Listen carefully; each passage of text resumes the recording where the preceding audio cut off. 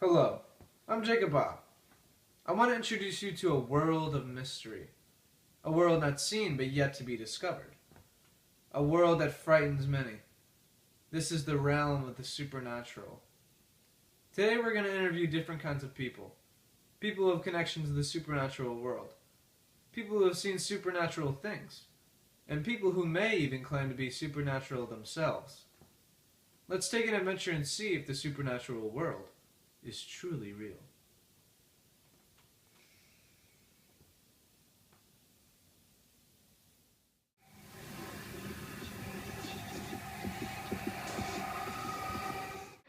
Now we're interviewing Jordan Malarski, my pastor at church, and he has experienced angels and demons with the supernatural, and we're going to see what he has to say. Now, when did you first realize you could sense demons? I was 16 years old. I was in my bed, and I was praying one night, and God really just gave me an experience to where I not only felt them, I could hear them, I could see them. I was terrified, absolutely, completely, just full of fear. And I began to pray, and God began to open up my eyes, and I could see them. And when I saw them, all of a sudden I heard the voice of God speaking to my life, saying, "Don't be afraid." And when I heard that, immediately I knew, and I cast out any fear that I had of them. And immediately the demons knew that I was no longer afraid, and I was holding the authority of Jesus Christ. And when I spoke His name, they all ran. And so from that point on, when I was 16 years old, I've had different experiences, different situations. I mean, it may have been on the street randomly, or something happened to where, I've seen them or been around them, and I've had, maybe demon-possessed people walk up and just go crazy, just flip out. But immediately, I tap into the authority that Jesus has given me, and from that point, I just flow in the gift that God's given me in that sense, and it's not being afraid, it's not being fearful, because that's all they can do. I mean, other than that, they can't do anything to you. Like, what do you feel when there's like a demon?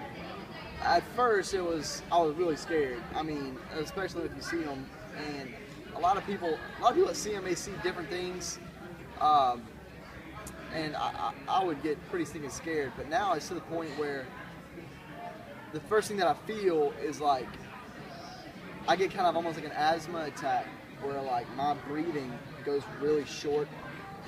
It's hard for me to breathe, and immediately I just know in my heart something's not right. And then sometimes I can look around and see one or someone that's carrying me.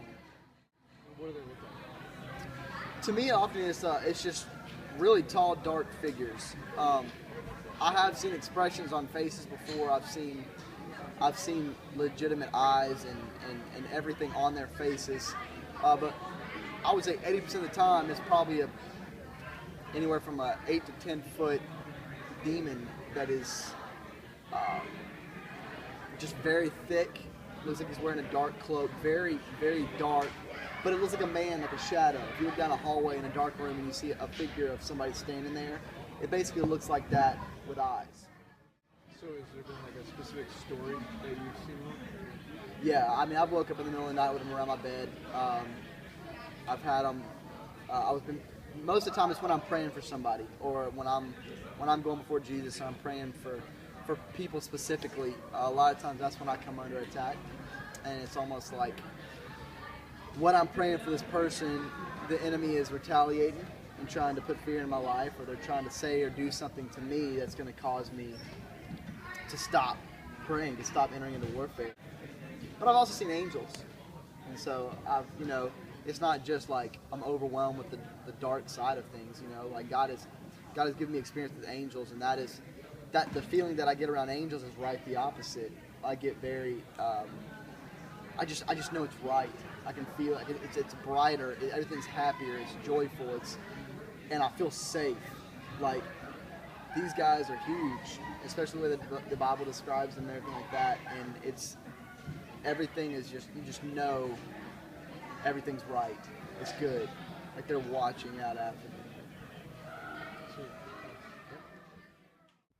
Tonight, we're gonna enter the realm of the supernatural. We're in New Orleans right now, and we just found these two very particular kind of people. We're gonna interview them and see what they have to say.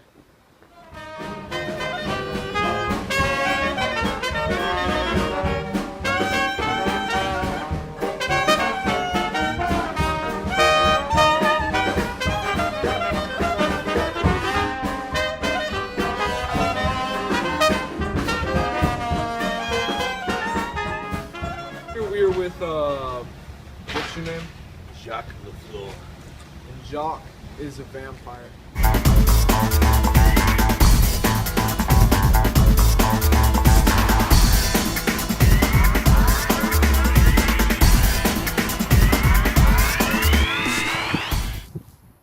What does it mean to be a vampire in New Orleans? About the same as it means to be a vampire anywhere else.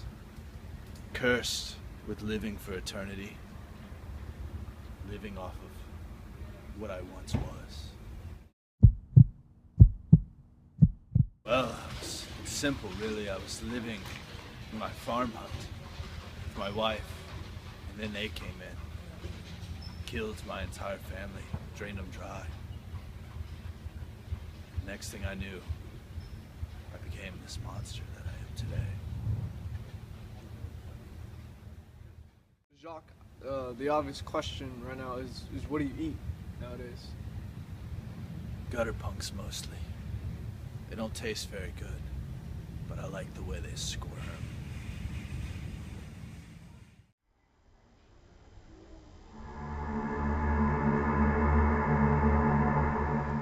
So Jacques, how old are you nowadays? I'm about 500 years old.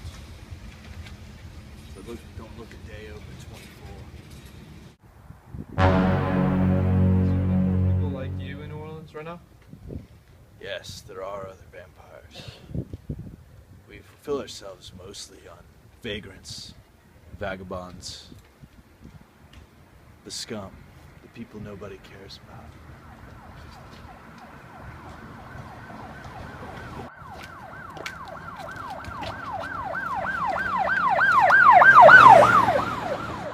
What do you do on like the weekends? Vampires have a way to pass the time.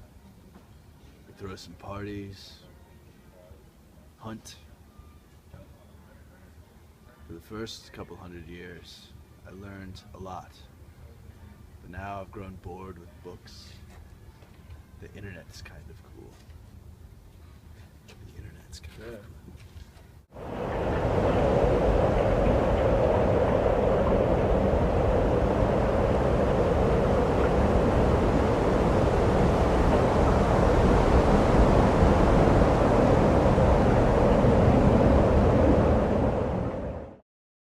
Okay, we're back, and we are with a special person today. His name is Rakeem Ishmael. Yes, Rakeem. And we are in his house right now.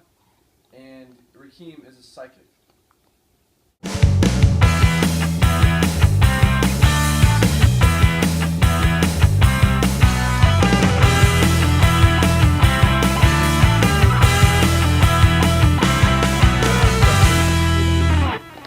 How did you acquire your gift?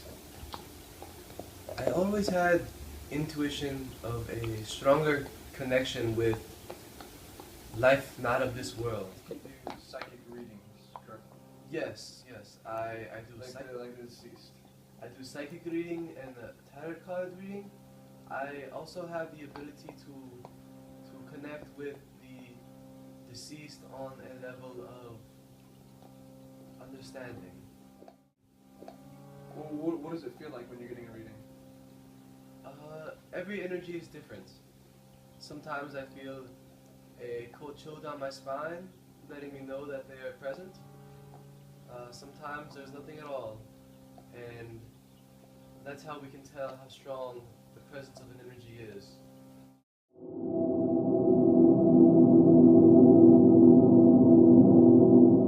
So, Rakeem, what are these cards you're going to show me?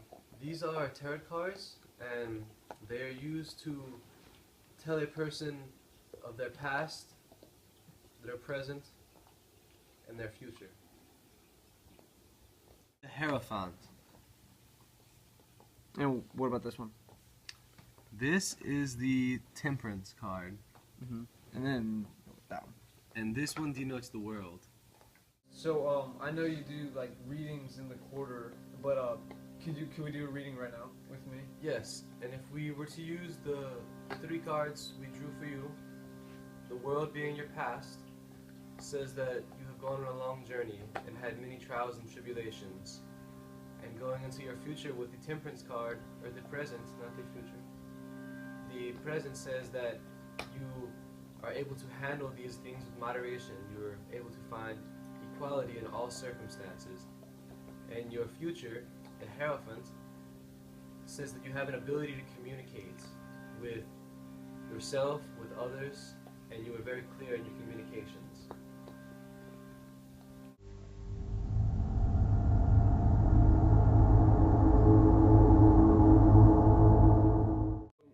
Rakeem, you can do like hand readings. Yes, I can do handwriting. Okay. Do you want like? Yes, of course. Let's see here. This long line here is telling me that you've had some stress down your road, and whether this stress be self-inflicted or brought upon you by the weight of the world, this line here says that you will be able to get through it. You will find moderation in your life. That's kind of all the questions I got. So thank you. You're welcome, and may the spirits be with you, my friend.